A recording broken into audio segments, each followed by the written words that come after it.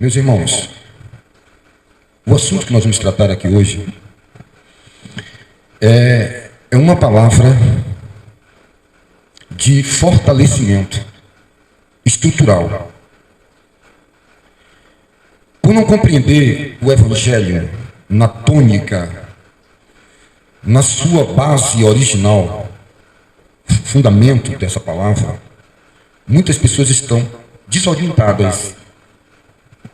Muitas pessoas estão perdidas diante dos acontecimentos, diante de suas crises existenciais, diante de suas demandas, que anseia por respostas. Crises sufocantes, angustiantes, oriundas de um mundo sem Deus, de um sistema capitalista voraz. E estar no mundo e não ser do mundo é um desafio a cada dia que você acorda. Ora que estamos cercados de uma tão grande nuvem de testemunhas, portanto deixemos todo o embaraço e o pecado que tão de perto nos rodeia e prossigamos, corramos com paciência a carreira que nos está proposta pelo prêmio da soberana vocação de Cristo em Deus, olhando para Jesus, o autor e consumador da nossa fé. Paulo, o escritor de Hebreus, capítulo 12, e Paulo aos Filipenses: esquecendo das coisas que ficam para trás, prossigo para as coisas que estão adiante de mim. Então hoje nós vamos falar, os irmãos vão me acompanhar, a leitura com uma mensagem expositiva, explicativa e uma mensagem fundamentalista, escriturística, onde pode tirar dúvidas e tirar você talvez de alguns caminhos ou interpretações e entendimentos desse falso evangelho que tem confundido muitas pessoas, não só nas redes sociais, nos meios de comunicação e na boca de muitas pessoas que se arvoram-se a ser um instrumento de propagação da palavra de Deus sem ter sido chamado pelo eterno Deus, e aí traz um outro espírito, uma outra interpretação ao seu bel prazer. Eu peço que os irmãos carinhosamente abram as escrituras no primeiro texto que nós vamos meditar, em Filipenses, capítulo de número 4. Filipenses, capítulo de número 4. Nós vamos estar meditando nessa palavra nessa noite. E vamos aprender sim, aprender muito. Eu vou aprender muito nesta noite. Filipenses, capítulo 4, verso 6.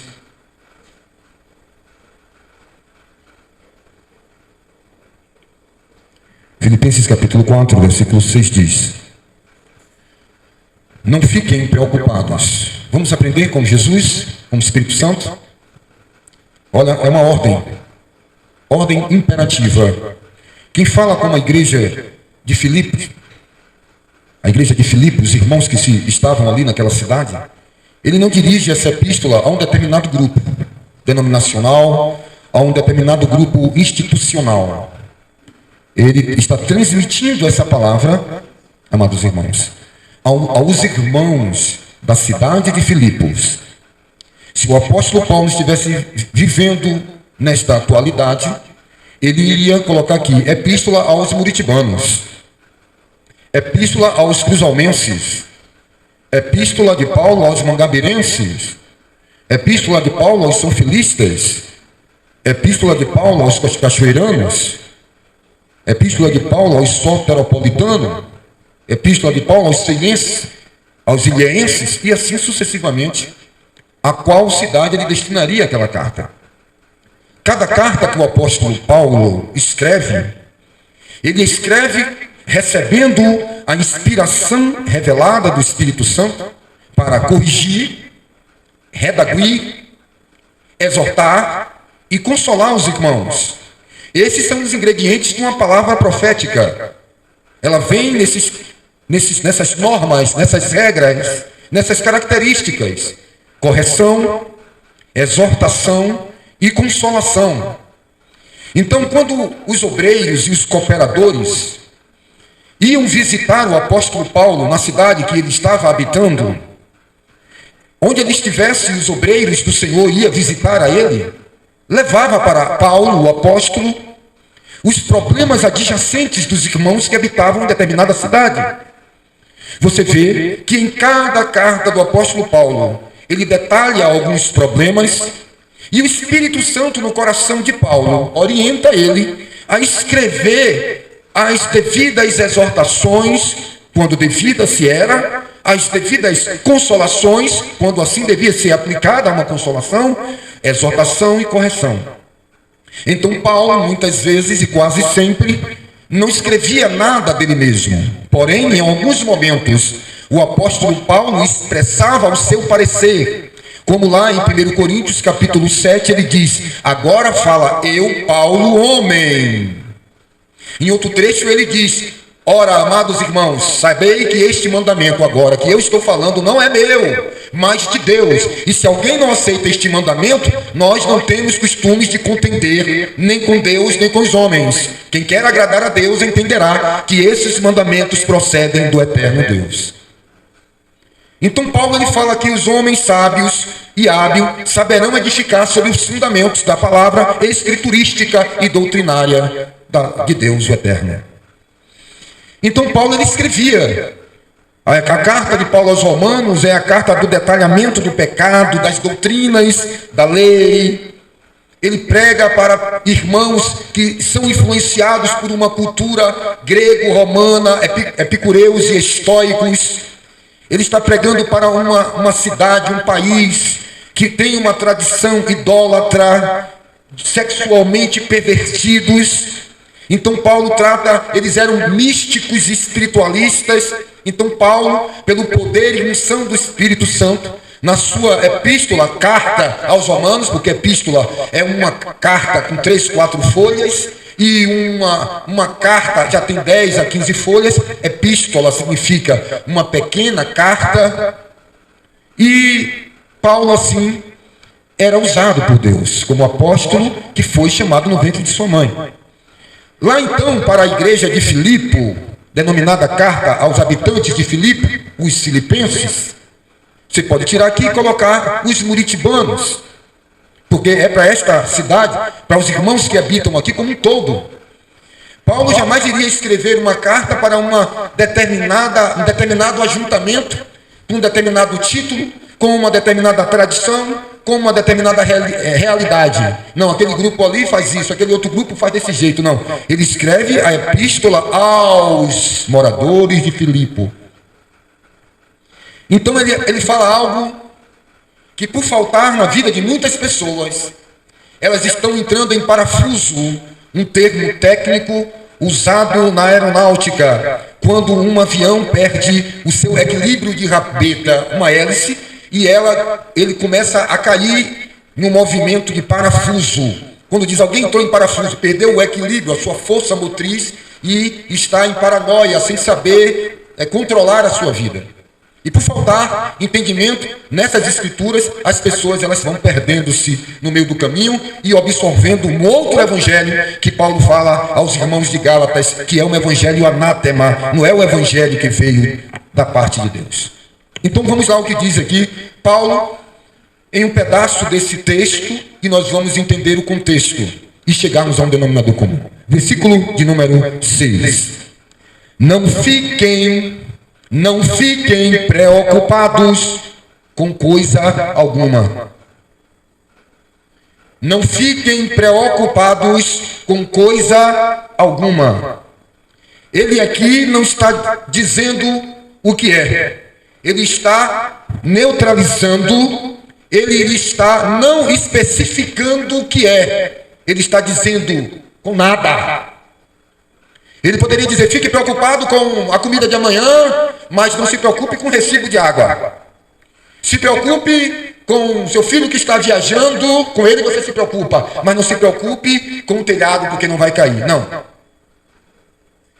Não se preocupem com coisa alguma. Continua ele. Mas em tudo sejam conhecidos diante de Deus os pedidos de vocês, pela oração e súplica, com ações de graças. Então vamos dar uma pausa aí e vamos entender esse texto para compreendermos o que a prática, o que o exercício deste mandamento trará de beneficências para aquele que praticar. O nosso Senhor Jesus, ele compreende o que é preocupação. O nosso Senhor Jesus certamente olhou para os discípulos certa vez e disse: ninguém precisa me dizer nada do que há no homem, porque eu sei o que há no homem. Jesus ali falava como Deus, como conhecedor da natureza humana. E Jesus, como ninguém, sabe dos nossos problemas, nossas necessidades. O escritor de Hebreus nos revela na sua carta algo que aqui eu quero ressaltar para fortalecer a sua fé. O escritor de Hebreus diz, no capítulo de número 10 de Hebreus,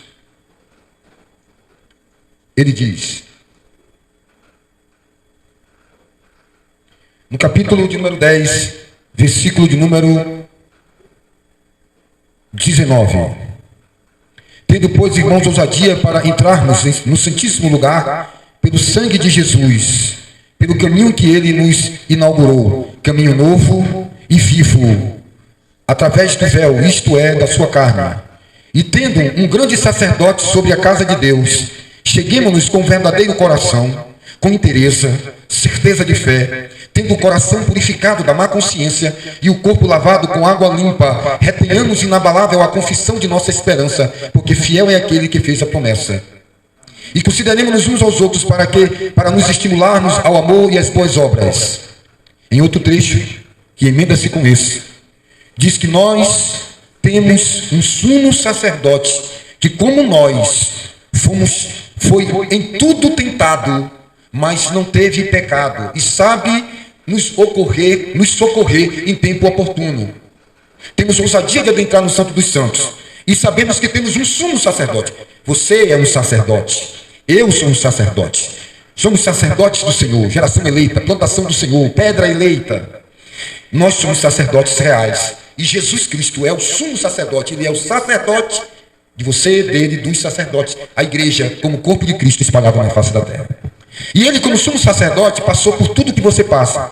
Tentações no lado financeiro, no lado sexual, sentimental, todos os problemas, as suas falhas ocasionada pela queda do primeiro Adão, essa deficiência, essa sua tendência à doença, ao medo, à angústia, à ansiedade, à tristeza, às intempéries da queda do primeiro homem. Ele passou por tudo isso e não pecou.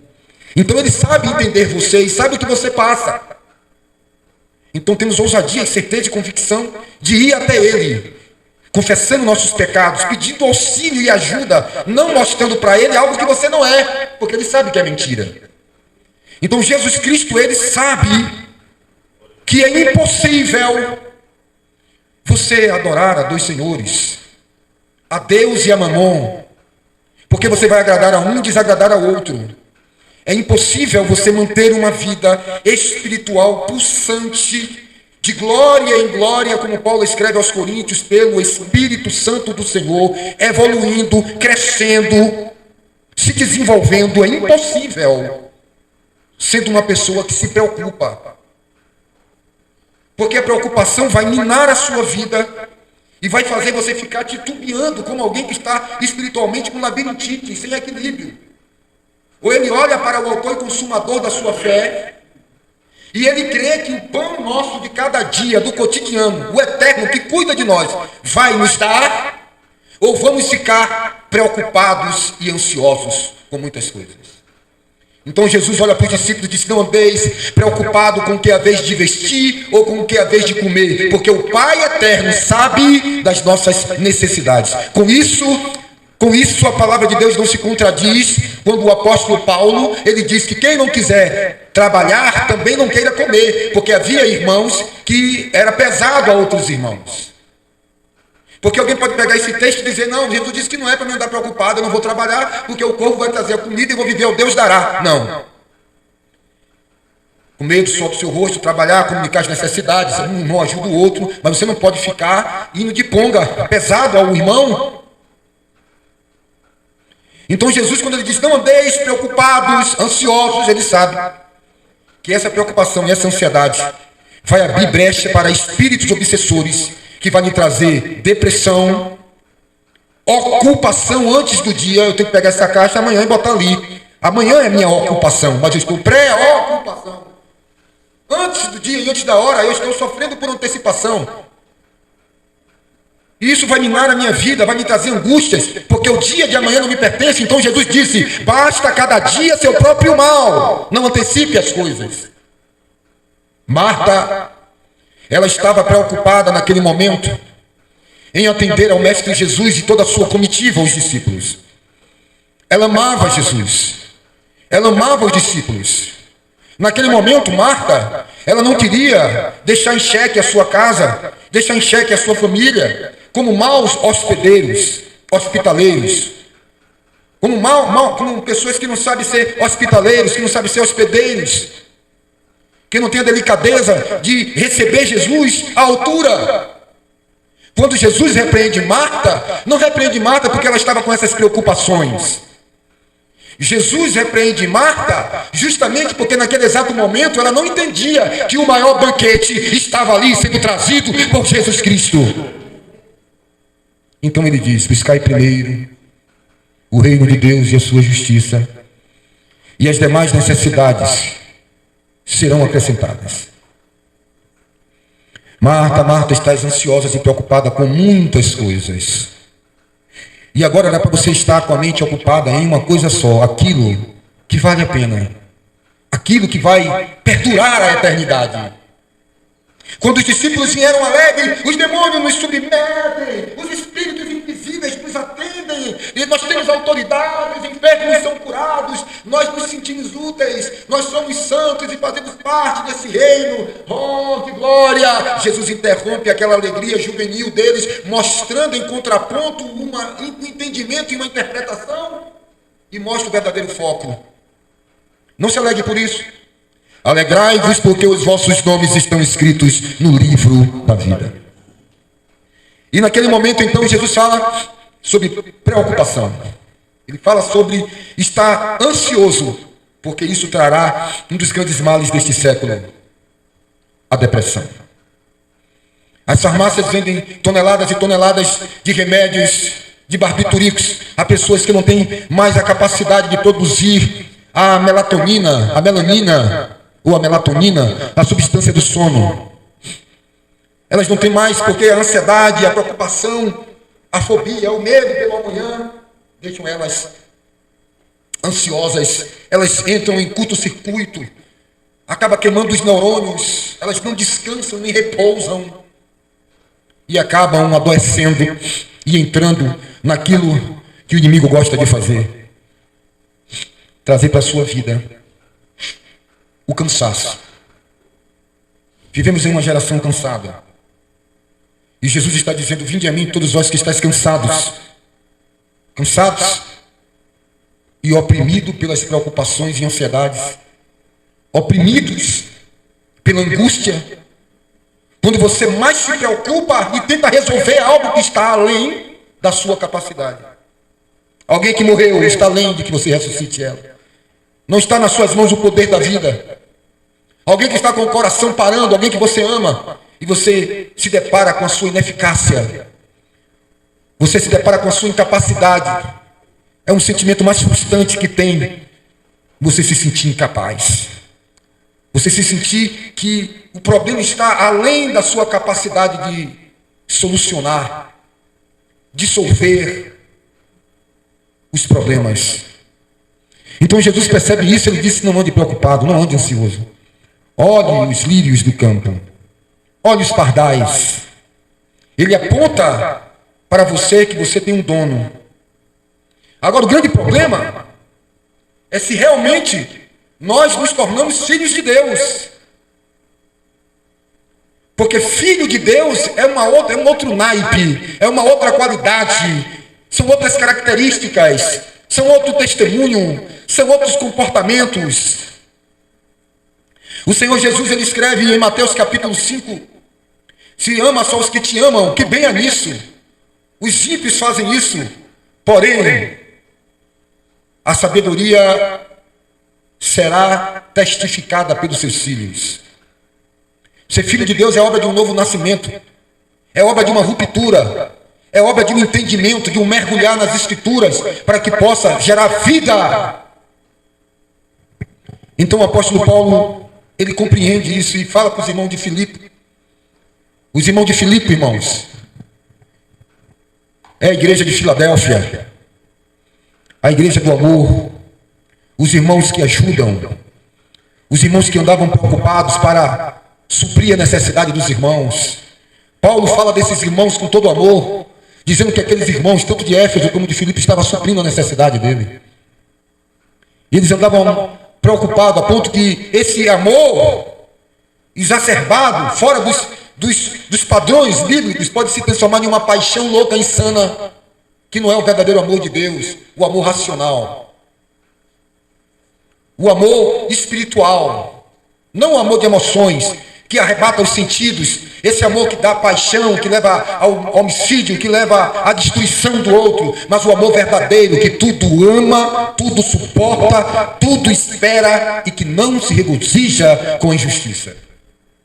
Mas Paulo viu que esta constante preocupação dos irmãos de Filipe estavam minando a vida espiritual deles. Então Paulo diz, olha irmãos, as suas necessidades, você sabe o que é que você vai fazer? Você vai dobrar o joelho e falar para o único que pode sanar, elucidar o seu problema.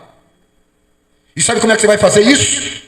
Com orações, com súplicas, e sempre dando graças a Deus por qualquer acontecimento que aos seus olhos esteja errado ou fora do plano de Deus, humanamente falando. Porque na mente de muitas pessoas que não conhecem a Deus e o seu evangelho, acha que Deus só tem caminho de pedras preciosas, que as aflições, as angústias e as tristezas não fazem parte do trabalhar de Deus, que as dificuldades, os espinhos não procedem de Deus. Essa interpretatividade humana e pessoal desse evangelho da pós-modernidade do século 21 interpreta-se uma prosperidade alheia às realidades neotestamentárias. Então o apóstolo Paulo, ele diz que quando você começa a compreender e quando você começa a gozar, a usufruir deste amor do Pai, quando você começa a mergulhar no amor de Deus, meus irmãos, quando você começa a fazer a vontade de Deus, entrar dentro do plano de Deus, salvífico e redentor, para a sua vida e a vida da igreja do Senhor, aí você passa a entender que todas as coisas cooperam para o bem daqueles que amam a Deus e que foram chamados pelo seu decreto. Como Paulo bem escreve na sua segunda epístola aos Coríntios. Então veja o que é que vai redundar para você, irmão Juan. Veja o que vai redundar para você, irmão Mateus. Qual vai ser o fruto, qual vai ser o efeito da causa de você não andar preocupado e entregar a Deus em súplicas e orações, fazer Deus conhecido. Mas aí você vai entrar e dizer, mas como Deus vai conhecer se Ele tudo já conhece? Como? Como é que eu preciso falar para Deus o meu problema, a minha necessidade? Se o salmista Davi disse que antes de chegar uma palavra na minha boca, tu, ó Deus, já conheces. Como? Como eu posso conhecer esse furioso amor de Deus? Como escreve o escritor Brennan Manning. Como eu posso mergulhar? Eu preciso abrir minha boca e dizer, ele já sabe. Antes de chegar uma palavra na minha boca, eis que, Senhor, tu tudo já conheces. O meu deitar e o meu levantar, e os meus pensamentos antes de eu pensar. Mas o que é que o apóstolo Paulo, ouvindo a voz do Espírito de Deus, escreve com a pena em um papel para a igreja de Filipe? Ele diz: fale para Deus a sua necessidade. Traduzindo, irmão Daniel, traduzindo, Deus não é um Deus estático. Ele é um Deus que quer ter comunhão com seus filhos. Ele não é um Deus que você tem que marcar uma audiência com ele. Não é um coronel que você tem que marcar para conversar com o comando. Ele é um Deus que quer ter, que você tenha acesso à sala do trono. Por isso que eu fiz questão de ler Hebreus capítulo 10 aqui. Ele nos abriu um novo e vivo caminho. Tenhamos, pois, ousadia de adentrar no Santo dos Santos, porque temos um sumo sacerdote que pode interceder por nós com gemidos. O Espírito Santo intercede por nós com gemidos inexprimíveis, porque nós também muitas vezes não sabemos orar como convém, não temos muitas vezes a ciência de orar como convém, e o Espírito Santo vai interceder por nós com gemidos inexprimíveis. Mas se você não sabe orar, o que você faz? Vá como uma criança. Quando eu leio aquele salmo de Davi, que já preguei várias vezes aqui: ó Senhor, eu não ocupo a minha mente com coisas grandes, mas como uma criança no colo de sua mãe. Sim, uma criança desmamada que anela o peito, os seios, que vai jorrar leite. E uma criança: eu anelo por ti, Senhor. Faz sossegar a minha alma. Deitar-me faz em pastos verdejantes. Guia-me mansamente às águas tranquilas. Refrigera a minha alma. E qual é o efeito? Aí diz o apóstolo Paulo, dando a sequência: não fiquem preocupados com coisas algumas, mas em tudo sejam conhecidos diante de Deus os seus pedidos. Não é Antônio, não é a Cosme, não é a prece das Cáritas, ou a Maria, ou a Santo Antônio de Pádua, a mãe dos pobres, Dulce. Não. Diante de Deus seja conhecido os pedidos de vocês, pela oração e pela súplica com ações de graça. E aqui eu quero terminar essa mensagem com o efeito de que muitos não têm e não terão, por enquanto que não compreender essas coisas. E a paz do diabo não tem paz. E a paz de Deus, que excede todo o entendimento, guardará a saída da vida, guardará o coração e guardará a mente de vocês. Em quem? Em Jesus Cristo. Glorifique a Deus. Glorifique ao Senhor por essa mensagem. Você compreendeu isso aqui? Você sabe o que é a paz de Deus que excede todo o entendimento? O entendimento humano, a mente, a ciência não tem como compreender esta paz. Ela é insana para os homens que não têm Deus. É insano. Herodes, Nero, no Areópago, vai entrando aquele bando de gente sarrapados. Ali não entrava ninguém com manto de escarlata, não entrava ninguém com coroa, não entrava naquela arena nenhum nobre do Império Romano. Mas entrava uma ralé, como bem disse os romanos, aos oficiais nobres da pirâmide social de Roma. Quando mandaram buscar a Jesus Cristo, os oficiais mais graduados e intelectuais, que o mundo de hoje não tem como superá-los. E eles voltaram vazios, taciturnos, tristes, conturbados, porque sabia que foram confrontados e o Império Romano estava atacando a pessoa errada, o inimigo errado. E eles vieram todos turbados diante das autoridades, que perguntaram: onde está o homem que eu mandei você prender? Eles disseram: não podemos prender aquele homem, porque jamais homem algum falou como aquele homem. Ah, vocês estão como essa ralé, miserável, pobre, fedorentos, favelados e escrotos.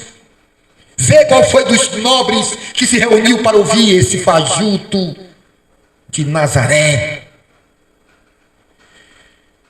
E ali, quando entrou a ralé na arena, aquelas crianças que já estavam presas há 5, 3 dias sem comida, magras, segurando nas pernas de suas mães, sujos, empoeirados, fedorentos, que estavam empilhados nas masmorras de Roma. E quando entraram na arena, a multidão lunática, entorpecida pelo ritual do evento, aqueles povos ficaram de pé e gritavam como gritam hoje quando um time no estádio de futebol fazem gol. Eles atingem o ápice da loucura e da frenética. E quando aqueles esfarrapados, famintos, que os escritores de Hebreus dizem que o mundo não era digno deles, quando eles entraram na arena e que soltaram os leões,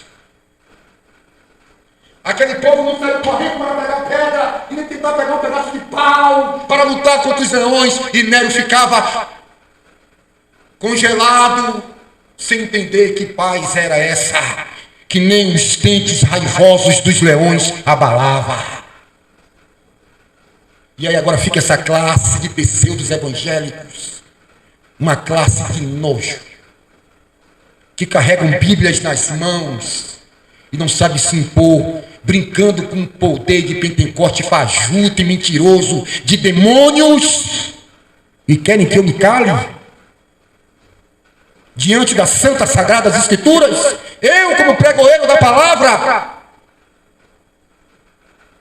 Aquele povo inundado na paz, e o profeta Isaías escreve para a nação de Israel: ah, se vocês me dessem ouvidos, ó Israel, a vossa paz seria como águas de rio.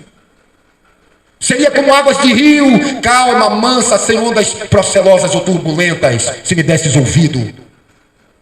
Mas é através de não me preocupar, é através de súplicas e orações, e fazer Deus participante da minha vida, em uma comunhão, em um amalgamento, onde eu sou de Deus, e Deus é meu, e dos meus irmãos. A paz de Deus, que excede todo o entendimento, vai possuir, vai dominar, e vai guardar a saída do meu coração e a minha mente. Mas quem entende isso? Atribulados, tribulentos, atribulados e tripuladores, vazios, porque buscam o Deus deles, que é o ventre.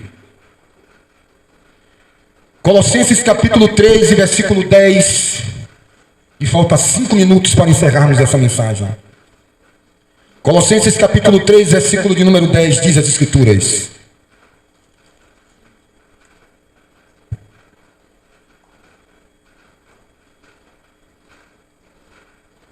diz a palavra de Deus: se revestiram ou se revistam da nova natureza. E se revestindo seria a tradução da nova natureza, que se renova para o pleno conhecimento, pleno conhecimento, não é um conhecimento limitado, o conhecimento total, que a palavra das Escrituras quer nos dar. Crescei na graça e no conhecimento, não como James e Jambes, que resistiam à verdade, e nunca, sempre ouvindo, mas nunca praticando, e não chegavam ao pleno conhecimento da verdade. Ao pleno conhecimento, segundo a imagem daquele que a criou. E aí ele continua: aqui não pode haver mais grego, não tem mais religião, não tem mais divisão, não tem mais crenças estatutárias, não existe mais barreiras alfandegárias, limites de países, inimigo americano de chinês, americano inimigo de russo, não existe. Não tem aqui em Cristo agora, na nova vida, grego, judeu, circuncisão, incircuncisão, bárbaro, cita, escravo, livre, mas Cristo é tudo em todos. Portanto, como eleitos de Deus, santos e amados, revistam-se de profunda compaixão, revistam-se de humildade. Venham às águas profundas e se revistam de mansidão, de paciência, suportem-se uns aos outros. Veja só, quantos não são filhos de Deus? Não suportam uns aos outros, se dividem, se separam, se divorciam-se, se largam-se, se matam-se, se degladiam-se, não se perdoam-se. Suportem-se uns aos outros e perdoem-se mutualmente. Caso alguém tenha motivo de queixa contra outra pessoa, assim como o Senhor perdoou você, perdoe também uns aos outros. Acima de tudo, isso. Porém, esteja o amor, que é o vínculo da perfeição. E o que vai acontecer mais uma vez? Diga comigo. Toda causa. Diga comigo, toda causa. Toda causa tem um efeito. Qual é o efeito de orar, suplicar e fazer Deus participante da sua vida? Ter a paz que excede todo o entendimento, que vai guardar o seu coração contra os ataques do diabo. Se há alguma coisa que tem de guardar, guarde a vossa boca, o vosso coração, que é a saída da vida. O que contamina o homem não é o que ele come, mas é o que sai do coração, porque do coração a saída da vida sai os maus pensamentos, sai o adultério e sai o homicídio, e só um pode guardar o coração: a prática da palavra. Pratiquei a tua palavra, pondo-a no meu coração, lâmpada para os meus pés, luz para o meu caminho, é a tua palavra. E qual é o efeito? O efeito, a causa. Quando você pratica, tem uma causa, então tem um efeito.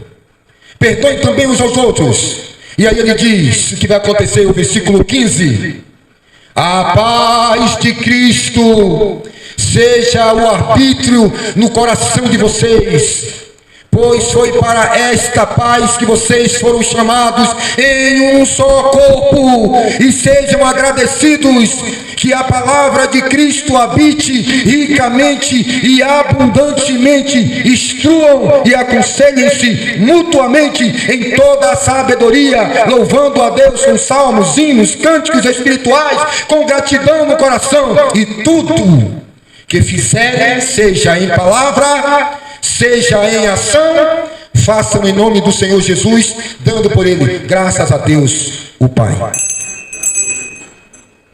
O que queremos? O que é que você veio buscar aqui? Se converta, rapaz. Tenha vergonha. Não sai por aí dizendo que é crente, que é filho de Deus, andando em desordem, andando sem prática. É para pessoas como você e como eu, que se não praticarmos, vem a sentença. Não vos engane com falsos discursos, mas sede não só ouvintes, mas praticantes da palavra de Deus. E diz mais, que Deus irá tomando vingança de todos aqueles que não conhecem o Evangelho e dos que conhecem e não praticam. Ele virá. Portanto, emendamos os nossos caminhos com o de Deus. Achegai-vos a Deus, e Ele se chegará a nós. Lavai as mãos, pecadores, e vós de duplo ânimo. Lamentai, chorai e senti as vossas misérias. Humilhai-vos debaixo da mão potente do Senhor, e Ele vos exaltará no tempo certo. Que Deus em Cristo nos abençoe. Incline sua cabeça, feche seus olhos e vamos orar.